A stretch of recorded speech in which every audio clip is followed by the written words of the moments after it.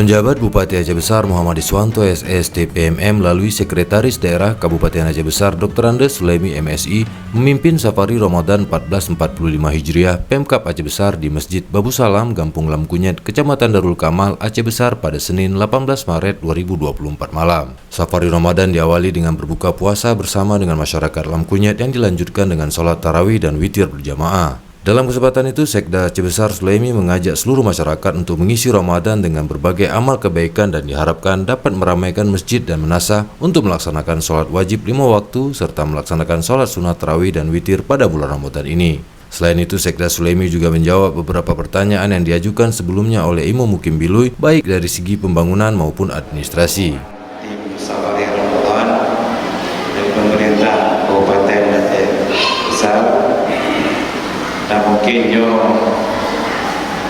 malam pertama kalau safari. Sekda Sulemi juga menjelaskan bahwa safari Ramadan merupakan agenda rutin setiap bulan suci Ramadan yang diprogramkan Pemkab Aceh Besar sebagai wujud silaturahmi dengan masyarakat dan perangkat kampung. Selanjutnya, ia mengatakan tujuan safari Ramadan adalah untuk memperkuat silaturahmi, menyemarakkan dan menganggungkan Ramadan sebagai bulan penuh berkah, rahmah dan maghfirah. Dirinya bersyukur Ramadan kali ini dapat melakukan safari karena beberapa tahun sebelumnya safari Ramadan terkendala dengan COVID-19 dan mungkin tahun depan juga demikian. Kita sudah tidak bertemu lagi dengan Ramadan, maka oleh itu manfaatkanlah Ramadan tahun ini dengan sebaik mungkin. Dalam kesempatan itu, Pemkab Aceh Besar melalui Sekda Sulemi juga menyerahkan bantuan material kepada Badan Kemakmuran Masjid atau BKM untuk membantu pembangunan Masjid Babu Salam, Kampung Lam Kunyit, Kecamatan Darul Kamal.